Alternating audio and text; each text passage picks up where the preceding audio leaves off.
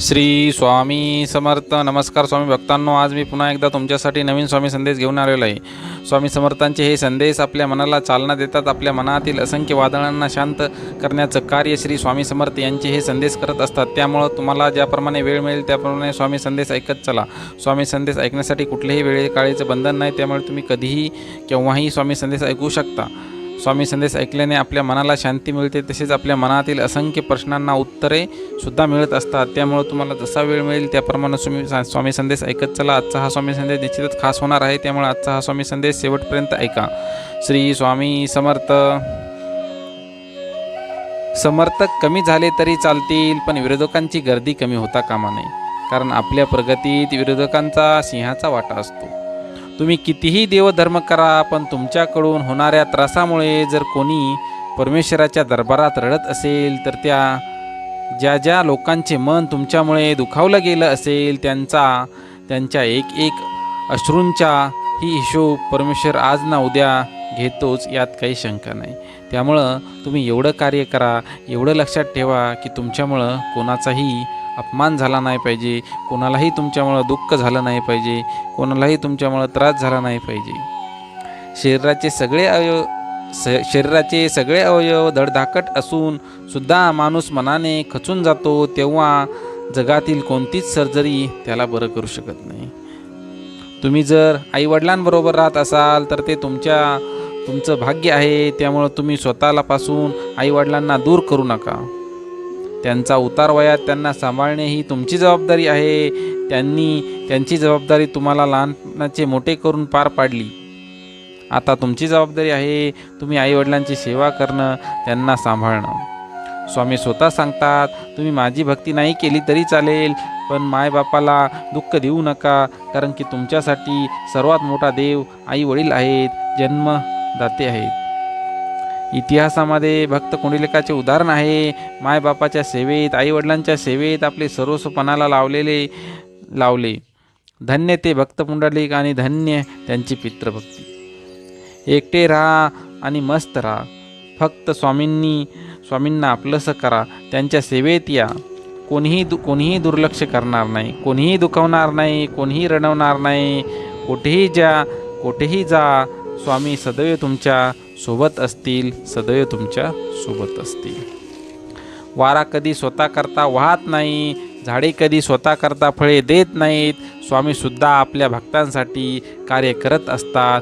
भक्ताच्या मनातील प्रत्येक इच्छा मार्गी लावण्यासाठी ते प्रयत्न करत असतात. त्यामुळं तुम्ही सुद्धा स्वामींच्या सेवेत येणं गरजेचं आहे, स्वामींची भक्ती करणं गरजेचं आहे. ज्या ठिकाणी भेदभाव केला जात नाही ते एक ठिकाण म्हणजे स्वामींचा दरबार. स्वामी आपल्या सर्व भक्तांना समान मानतात, समान वागणूक देतात. सर्वांना आपल्या कर्मानुसार कर्मफळ हे मिळत असतं.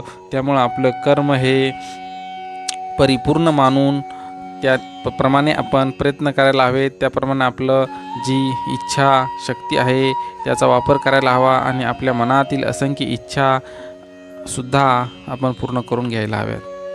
देवावरील तुमचा विश्वास दृढ आहे, म्हणूनच स्वामींचे हे दिव्य विचार तुमच्यापर्यंत पोहोचत आहेत. स्वामी हे त्रिकालदर्शी आहे, त्यांच्या नजरेतून काहीच चुकत नाही. त्यामुळं तू कोणालाही फसवू नकोस. स्वामी तुझी फसवणूक होऊ देणार नाही. भूतकाळात झालेल्या चुकांचा मोकळ्या मनाने स्वामींकडे पश्चाताप करा. स्वामी तुम्हाला मोठ्या मनाने माफ करतील, पण भविष्यात अशी चूक होणार नाही याचे वचन स्वामींना द्यावे लागेल. अहंकार आणि मोहमाया यांना तुमच्या मनामध्ये जागा देऊ नका. नात्यांना जोडायला शिका, नात्यांना जपा, त्यांच्यात दुरावा निर्माण होऊ देऊ नका. मनात कोणाविषयी तिरस्कार ठेवू नका. तुमची नजर प्रेमभावाने सर्वांवर टाका. स्वामी स्वतःहून तुमच्यावरती कृपादृष्टी करतील. तुमचे कर्म चांगले असतील तर तुमच्या कर्माला योग्य फळ देण्याचे कार्य स्वामी समर्थ करतील. देवाला प्राप्त करायचे असेल तर नामस्मरणाशिवाय पर्याय नाही. माणसाच्या बोलण्यामध्ये जग जिंकण्याची ताकद आहे. वादळामध्ये दिवा लावण्याची हिंमत ठेवा. नियतीही तुमच्यासमोर झुकल्याशिवाय राहणार नाही. जे आपल्याकडे नाही त्या गोष्टीचे चिंतन करू नका, त्यामुळे पदरात फक्त दुःख आणि निराशाच पडेल. इच्छेरूपी वेळ वाढू देऊ नका, कारण की माणसाच्या इच्छा कधीच थांबत नाहीत. आपण देवाकडे गेलो तर काही ना काही मागत असतो. देवाने कितीही भरभरून दिले तरी आपल्या इच्छा थांबत नाहीत. त्यामुळं आहे त्यामध्ये समाधानी राहायला शिका. देणाराही देव आहे आणि घेणाराही देवच आहे. सुखाच्या पाठीमागे धावू नका. आहे त्यामध्ये समाधानी राहून जीवनाचा रथ हाकायला शिका.